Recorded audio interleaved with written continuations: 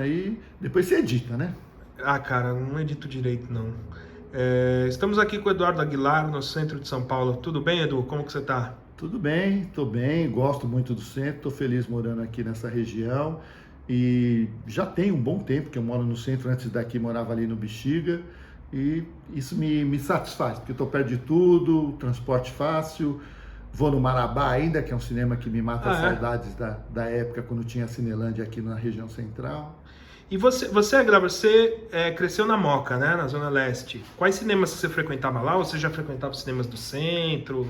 Quando eu era muito adolescente, que foi meu primeiro momento de contato com uma sala de cinema, eu conheci os cinemas da Moca, né? Então, Ouro Preto, agora eu estou na dúvida, viu, se era Ouro Preto ou Ouro Branco. Era Ouro alguma coisa. Um ficava na Rua do Oratório, Vila Patriarca, Cine Patriarca, e o outro ficava na Rua da Moca. Só estou na dúvida se era Ouro Preto ou Ouro Branco o nome. Fui nos dois, assisti filme do Mazzaropi, dos Trapalhões, Se Meu Fusca Falasse, que eu costumo considerar o meu marco zero de relação com o cinema.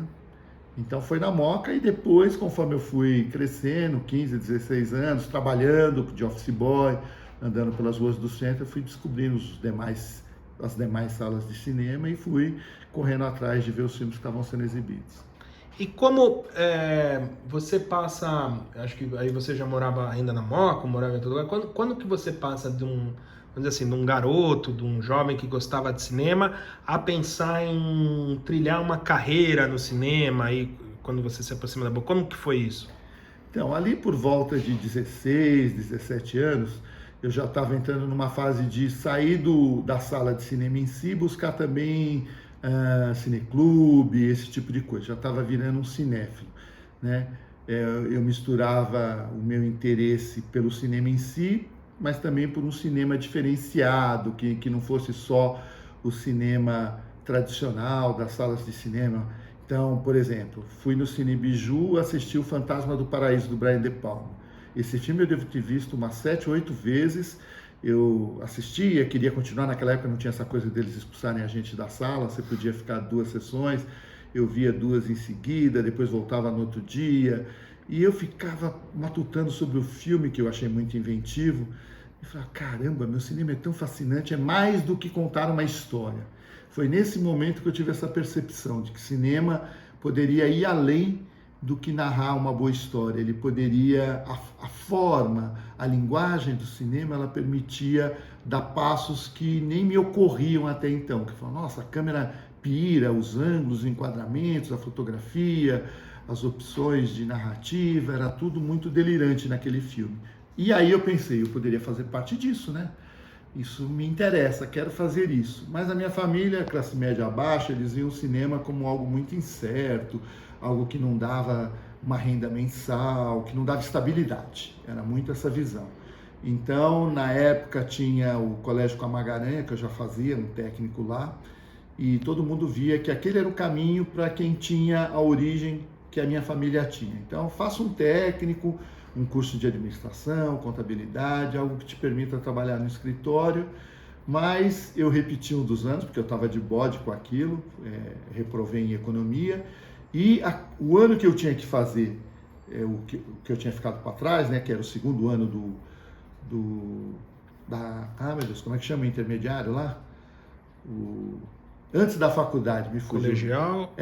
Na minha época eu falava colegial, ensino técnico, ensino médio, né? Então, né, nesse momento do ensino médio, que eu tinha que refazer o segundo ano, eu comecei a matar as aulas, ia para o cinema. Ia para o cinema, minha família não sabia, obviamente eu escondia aquilo. E aí quando eles descobriram que isso estava ocorrendo, porque tinha lá uma amiga minha de sala de aula que conhecia o meu irmão, que estudava na mesma escola, e aí conversa vai, conversa vem, ele ficou sabendo que eu estava matando a aula. Teu irmão mais velho, é Meu isso? irmão mais velho. Nós somos em 4. Meu irmão, que é mais velho do que eu, uma outra irmã que também é mais velha que nós todos, e uma irmã caçula. Aí esse irmão, obviamente sem maldade, né, preocupado, querendo entender o que estava acontecendo, falou isso na família, todos, né, ficaram de orelha em pé, querendo saber o que era, teve aquele momento de conversa de família e tudo mais. E aí eu falei que eu detestava aquilo, que eu queria fazer cinema, e falei, então faça, né? Mas não era um faça porque, nós agora concordamos, estamos de acordo. Era um faça para acalmar, para me deixar mais quieto, né? E sem riscos, assim, de atitudes intempestivas. Aí tinha um curso, que era o Maurício Beru que conduzia, ele estava aqui no Brasil, e estou vendo aqui o gato aprontando com o notebook, por isso que eu estou com o olho para lá e para cá. Não, tudo bem. E aí eu fui fazer esse curso, ele usava uma Super 8 e o curso, né, passava a ideia de que você ia compreender todas as etapas de fazer um filme. Sem desmerecer aqui o trabalho do Maurício Beru, eu também não fiquei até o final, então também não posso fazer uma avaliação de fato, mas eu fiz meio ano e não senti a coisa caminhar para onde eu queria. Parecia ainda que estava muito cru, muito incipiente, falando de roteiro, esse tipo de coisa, mas enfim, muito distante do que eu esperava. Junto comigo eu fiz amizade com um rapaz, um catarinense, e ele falou assim para mim, vamos na boca, Eduardo, vai rolar uma produção lá do Galante, que ele tinha ficado sabendo, e ele tinha expectativa da gente fazer estágio, alguma coisa nessa produção. Uhum. Eu falei, vamos, topei. Marcamos, combinamos, fomos até a boca, no escritório do Galante, que era um prédio assobradado, e fomos puxar conversa com o Galante. E lá, conversando com ele ficou se esquivando da gente, ficou desconversando, dizendo que não tinha nenhuma produção em andamento. E aí ele foi para uma varandinha que tinha no andar de cima, que era onde a gente estava, a sala dele, e naquela varandinha ele viu o Carlão atravessando a rua. Ele chamou a gente e falou, tá vendo aquele cabeludo lá embaixo? É o Carlão, ele vai começar uma produção aí, porque vocês não vão falar com ele. A gente desceu correndo, desabalada a carreira lá, a escada, quase um cai sobre o outro. Alcançamos o Carlão, que estava entrando em outro prédio, e o Carlão estava fazendo parte de um grupo que montava a Embrap. Era o objetivo deles, que era a Empresa Brasileira de Produção Independente. Né? Uma ideia muito original e que tinha muito para acontecer e vingar. Qual que era a proposta deles? Unir os mais diversos técnicos de inúmeras áreas. Então, por exemplo, tinha montador, o Éder Mazzini, tinha assistente de câmera, Concórdio Matarazzo, tinha Cláudio Portioli, que era fotógrafo e gaffer, tinha Luiz Castellini, tinha Jean Garret, enfim, né? Era uma trupe, o próprio Carlão, que era roteirista, que era fotógrafo. O Carlão ia fotografar um filme do Castellini, que era um filme que até hoje eu tenho vontade de encontrar uma cópia e assistir, né? Instinto Devasso. Um filme que na época eu pude ver em sala de cinema e me marcou muito. Era um filme chamado filme Miura, né? Porque ele tinha pouco sexo e muita falação sobre os relacionamentos, né? A dificuldade das relações humanas. E o Carlão falou, olha, agora eu não vou ter nada, porque eu vou ser fotógrafo, não posso carregar vocês num filme onde eu não tenho o poder, né, do diretor ou de um produtor. Mas mais adiante a gente pode falar. No entanto, o Antônio Meliandi, que também fazia parte do grupo, fotógrafo e diretor, falou, o Antônio vai com o Toninho, eles chamavam, né? Toninho, ele era conhecido como Toninho, e falou, ele está ali no boteco, estava no Soberano. Vão lá, se apresentem, falam que eu recomendei vocês, que ele está para começar uma produção, que era Amado Batista Sol Vermelho. E nós lá fizemos a nossa Via Cruz, fomos atrás do Toninho Meliandi, ele foi muito simpático, atendeu a gente com muita atenção e falou que sim, que poderíamos estar na produção dele. Tinha lá um prazo do início do filme, o meu amigo, que era de Santa Catarina, estava fazendo esse curso de cinema do Maurício Beru comigo, ele estava no período de férias, meio de ano, julho, e ele ia voltar para ver os parentes. Só que houve um desencontro aí, o filme adiantou, e enquanto ele estava lá em férias, o filme começou a rodar, e eu, que estava aqui em São Paulo, estava mais fácil, eles me chamaram para acompanhar como estagiário, e lá fui eu. E aí acabou rolando um desencontro mesmo com esse meu amigo, que chamava Gilson, e eu nunca mais o vi, não sei se ele desistiu do curso, o que ocorreu, né? Não era como hoje, que a gente tem celular fácil, tinha um número fixo, eu ligava, ninguém atendia, então acabou desencanando esse processo, né, que me levou até lá, o contato era ele, acabou. Até hoje não sei se ele seguiu carreira do cinema, o que aconteceu na vida dele. Isso aí foi quando? 1982, meio do ano, ali por volta de junho, julho. Né? Era esse momento que a gente se separou, foi bem julho, porque era momento de férias do curso, como ele era de lá, ele foi visitar os pais. e aí a gente se perdeu o contato. Bom, eu fiz a assistência no filme do Toninho e acabei fazendo a minha intenção inicial era ficar na câmera, era conhecer os aspectos da câmera, como manusear, quem sabe no futuro virar um fotógrafo. Eu achava que todo mundo queria ser diretor, todos os que eu conhecia, e eu achava que eu teria mais chance se buscasse um outro lado, onde não fosse o lado da direção. Mas na prática a coisa foi por outro caminho, porque eu me aproximei muito do assistente de direção, que era o Conrado Sanches. A gente fez uma amizade muito legal, conversava muito, Ele tinha mais ou menos a sua idade, né? Acho que gostava dos mesmos filmes, sei lá. Ele era um pouquinho mais velho, eu diria aí que talvez uns 10 anos mais velho que eu, mas dava uma conexão boa. Mesmo a gente tendo gostos diferentes, Conrado, às vezes eu falava de um filme, ele fazia lá uma cara de muxoxo, de que aquele filme não agradava a ele, mas era sempre uma coisa respeitosa, um argumentava de cá, outro de lá. E aí o Conrado, a seguir, né, depois do término desse filme, foi convidado para dirigir o primeiro filme dele pelo Galante, pela produtora do Galante.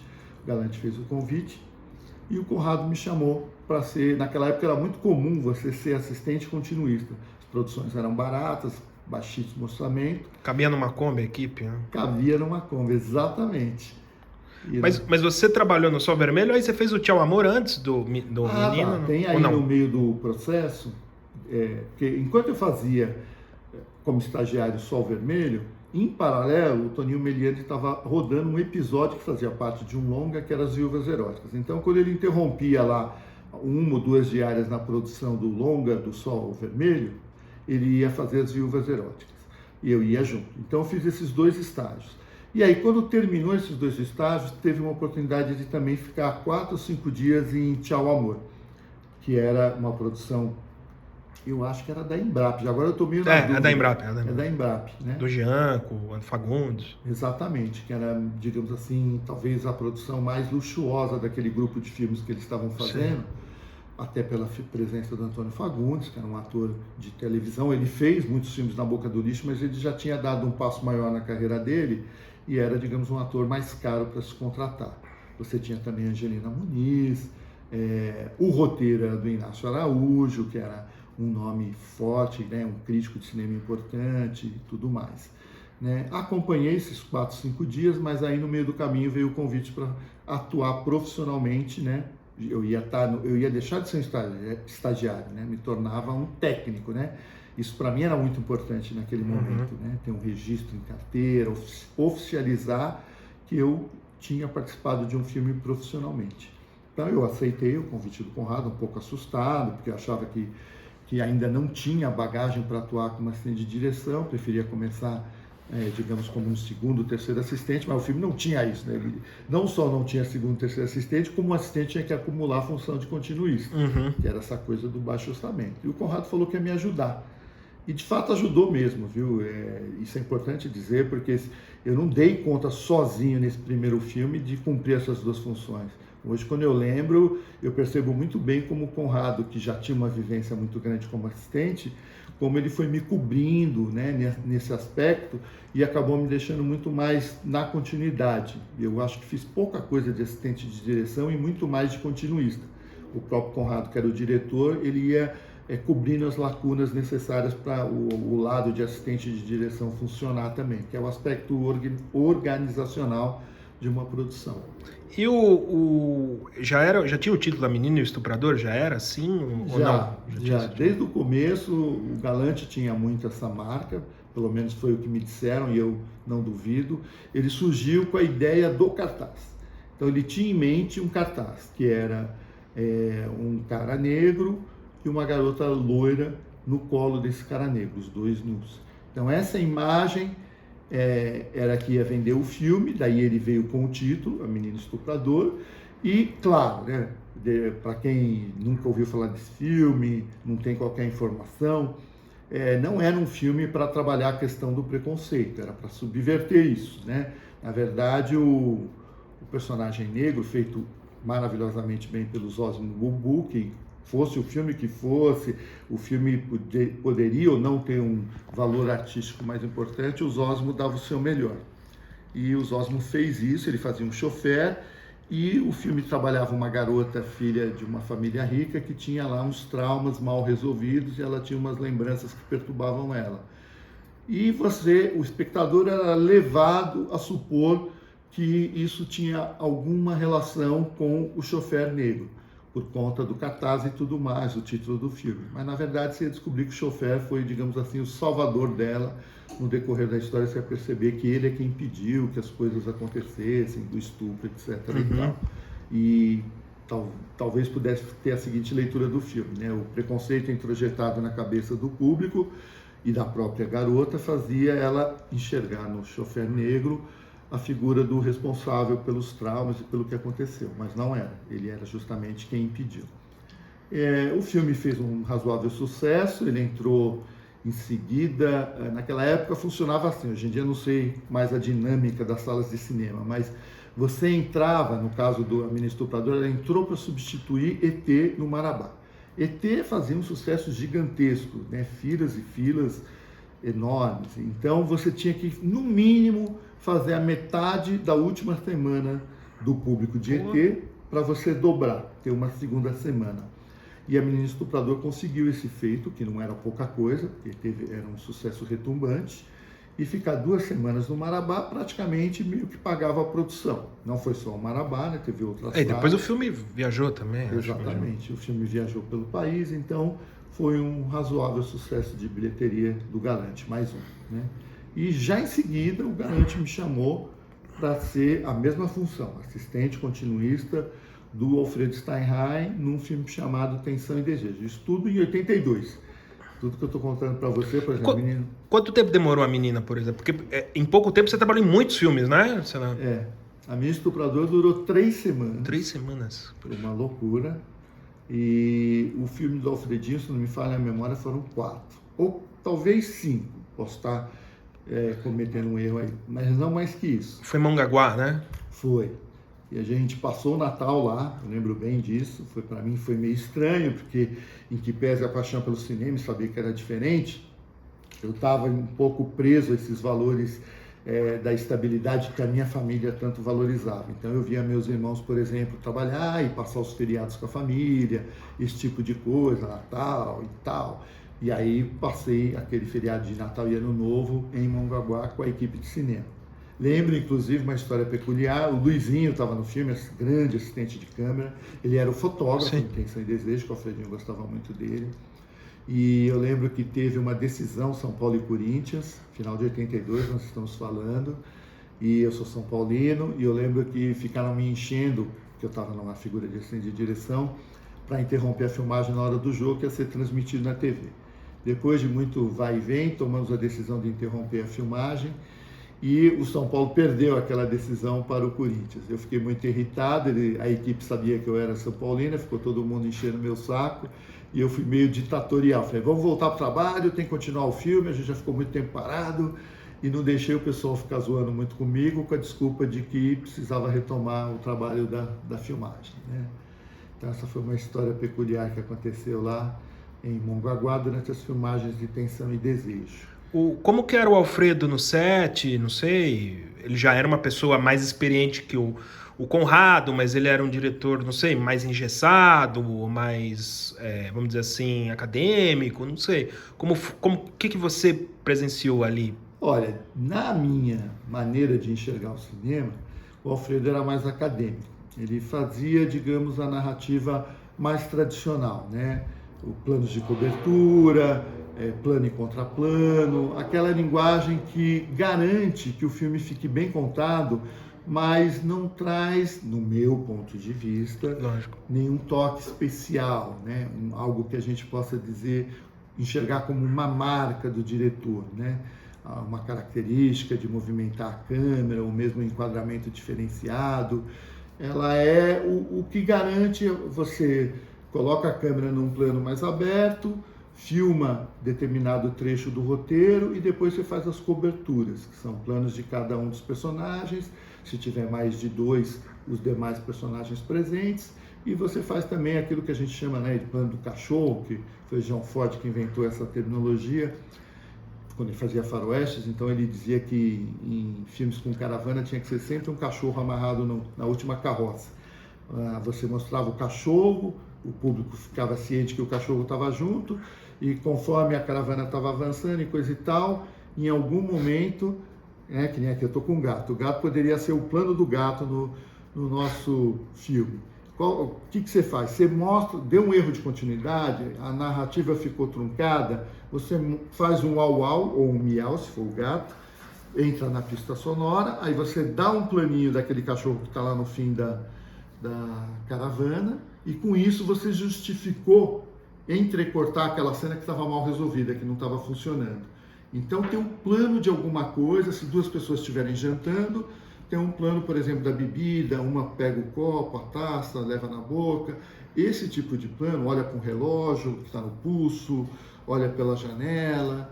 Isso daí permite entrecortar a narrativa caso ela não esteja funcionando, ela esteja meio capenga, né? Eu estou dando um exemplo básico, né? Claro que vai muito do estilo do diretor. Então eu vi muito essa dinâmica do Alfredinho. Ele também devo dizer que o Alfredinho agiu de forma parecida como o Conrado, já que ele tinha uma vivência enorme de assistência de direção, e ele percebeu que eu ainda não estava maduro, né? Eu só tinha feito filme do Conrado, e ele percebeu que eu tinha essa dificuldade de lidar com o fato de ser continuista e assistente simultaneamente. Então, muitas vezes, o Alfredinho, principalmente no planejamento, naquilo que era de pensar o que vai precisar para o dia de amanhã, para a semana seguinte, ele era muito bom nisso, ele deixava tudo preparado, eu mal tinha que mexer naquilo. Eu chegava, já estava pronto, os atores que tinham que comparecer, veículos que iam usar na cena, etc, etc, né? Ele era muito cuidadoso com isso, muito atento com o planejamento, mas já era acadêmico.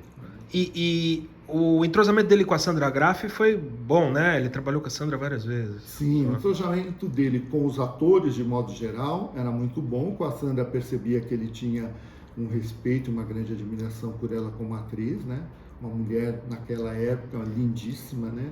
Então, ela atraía muito interesse para o filme. Eu, para mim, naquele filme, admiro muito a Sandra. Tive a oportunidade de trabalhar com ela posteriormente no filme do Carlos Reichenbach, que foi o primeiro filme com o Carlão. Uhum. Mas eu, naquele filme, o meu encantamento estava muito voltado para Meire Vieira, que eu nunca tinha trabalhado com ela, e ela tinha feito alguns filmes do Carlão, e ela era um mito. Então, assim, sei lá, se isso... Também a Zilda tá nesse filme, né? A Zilda Maia. Pois é, ela tá nesse filme. Tempos atrás, bons tempos atrás, 8, 9 anos, eu tive em Araraquara, que é onde ela mora, não sei se ainda está morando até agora, e havia lá uma amiga em comum que me conhecia ela, e me botou em contato com ela por telefone, e a gente falou justamente de tensão e desejo das lembranças que cada um tinha do filme. Mas com a Meire rolou uma situação que eu me senti pela primeira vez contribuindo de uma forma criativa, vamos dizer assim, para uma solução no filme. Precisava ter a morte dela na história, e não estava claro isso no roteiro como ia acontecer, sabia que era um ato violento do marido, mas como resolver em termos cênicos, né? E aí Alfredinho pensou em bater a cabeça dela no móvel, que era um guarda-roupa, e nós ficamos analisando, né? Não tinha um preparador de lutas, nada disso, então ficava aquela preocupação de que fazer muito leve poderia ficar falso, e fazer muito forte poderia machucar. Então a solução que eu dei foi inclinar a câmera num leve contra-plongé e botar atrás da Meire, na quina do armário, onde ia bater a cabeça dela, botar um estofado bem forte de espuma, né? Que não seria visto porque a câmera estaria baixa em leve contra-plongé e a cabeça dela ia bater naquilo. Sim, então, ela não ia se machucar. Ela não se machucava, a cabeça cobria o efeito que a gente estava usando e ficava crível, né? Porque o ator poderia chacoalhar ela para valer, não precisava ficar chacoalhando levemente com receio que ela se machucasse. E deu certo, funcionou, né? E está no filme lá a cena da morte dela. Então foi uma experiência mais complexa, né, do que o filme do Conrado, que era um filme, em certa medida... Mais barato, bem mais barato, e bem mais simples na execução, né, com menos tempo de realização. O do Alfredo foi quanto tempo, você falou? Eu acredito que de 4 a 5 semanas, estou um pouco na dúvida. Sim. Mas foi tudo feito em... Mongaguá. Tudo feito em Mongaguá, não teve nada aqui em São Paulo? Era uma estratégia de produção da época que funcionava muito para as produtoras. Ou seja, você conseguia um apoio de uma cidadezinha, no caso Mongaguá, litorânea, ela tinha interesse no... Porque sabia que filmes da Boca do Lixo, As Panos Chanchadas, teriam sucesso junto ao público. Então, para uma cidade como Mongaguá, era interessante do ponto de vista turístico. Ia ter um público que ia ver, ia ser propaganda para a cidade. O que se pedia para a prefeitura? A alocação, um endereço que funcionasse como hospedagem, né, e alimentação. Então, isso diminuía sensivelmente os custos de produção de um filme da Boca. Quer dizer, você não tinha que pagar a alimentação da equipe. Você estava filmando fora de São Paulo, mas não tinha que se preocupar com hospedagem, porque ia ficar por conta deles. A locação também diminuía a dificuldade de encontrar a locação, que às vezes em São Paulo é mais complicado, etc. Então, estava tudo na mão, né? Você praticamente não tinha quase custo nenhum, a não ser, claro, o cachê da equipe e dos atores. Sim, mas ajudava na produção. Você trabalhou, lógico, ali já era um momento, os filmes estavam esquentando, né, galera? Já era quase chegando no explícito. Esse fato de você trabalhar nesses filmes, vamos dizer assim, o filme da Boca, o cinema, o Alfredo odiava, que chamava de pornô chanchada, mas enfim, os filmes eróticos, vamos dizer assim, drama erótico, ou enfim, pornô chanchada, isso incomodava a tua família? Você teve alguma treta, Porque era um cinema também olhado, vamos dizer assim, não com tão bons olhos, assim, né? Sei lá. É uma pergunta interessante essa que você me faz. Eu fico puxando de memória, apesar da minha família ter um lado religioso, católicos de formação, meu pai inclusive quase foi padre, né? Chegou a fazer seminário e tudo mais. Apesar disso, eu não me lembro, não me recordo desse assunto surgir. Surgia muito mais o aspecto de não ter uma estabilidade. Isso era muito mais forte. Mas quando você vai fazer o próximo filme? Então, por exemplo, quando terminou o filme do Alfredinho, que foi ali por volta de dezembro, janeiro, até o próximo, que foi o do Carlão, Extremos do Prazer, se eu não me engano, em março, esses 2 meses foi considerado um intervalo muito grande pela minha família. Mas não adianta ganhar bem e ficar 2 meses parado. Você não tem direitos, você não tem 13º, não tem férias. Mas você ganhava bem para fazer um filme, assim, na Boca? Para os nossos padrões, numa família classe média baixa, aquilo que eu ganhava numa semana era o que, por exemplo, o meu irmão, que também trabalhava, ganhava no mês. Só que o meu irmão ganhava todo mês. E eu, que não tinha filme, não ganhava. Então eles viam muito esse lado. Econômico ou estável? Não... E a questão moral... O artística não...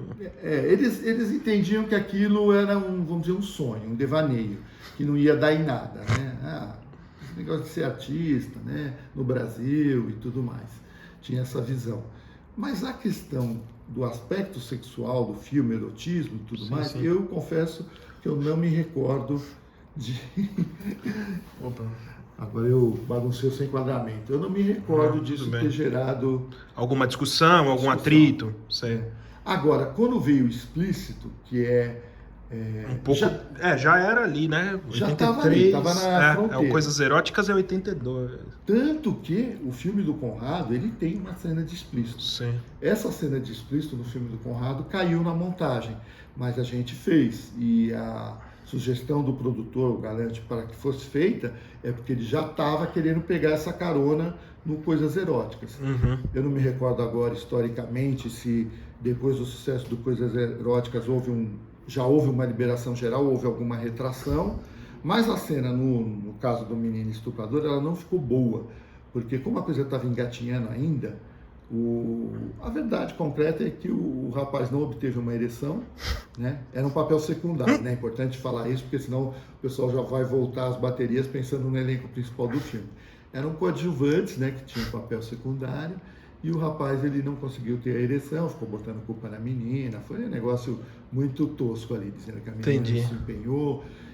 A Jussara Calmon foi? Não, a Jussara estava no filme. A Jussara está nesse filme. Mas com a Jussara, as cenas que a Jussara tinha era com os Osmo, e com os Osmo não ia se fazer sexo explícito. Sim. Um ator histórico e tal. A Jussara já tinha feito, né, o Coisas Eróticas. Ela fez o Coisas Eróticas. Deu sequência nessa carreira no sexo explícito. Mas no caso específico da menina estupradora, ela não fez nenhuma cena. E a Vanessa também não, né? Também não. Não. Essa cena envolvia uma atriz coadjuvante, que eu nem vou lembrar o nome. e um cara que entrou só para isso. Era tipo assim, entendi. a garota com o namorado dela, o momento da garota, a cena nem dava uma costura com a trama. Entendi. Era quase um enxerto, então. Praticamente, foi feita com esse pensamento, vamos Sei. tentar encaixar.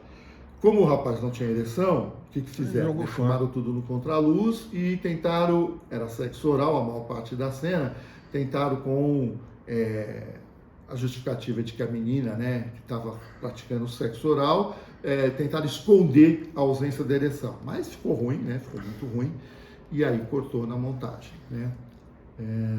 Então, teve essa questão do explícito, para mim, ela vai incomodar ali por volta de, digamos, da metade de 83, e aí eu vou me afastar, independente da minha família, de qualquer reclamação deles, e eu vou me sentir mal com o caminho que estava acontecendo, que era os filmes tradicionais da Ponte Chanchada deixando de ser feitos, para só filmes de sexo explícito tomarem conta do mercado. E eu realmente não me senti bem com aquele clima, senti que estava, sei lá, participando de uma coisa que não... Porque eu acreditava na Ponte Chanchada como uma proposta que poderia ter algum valor artístico.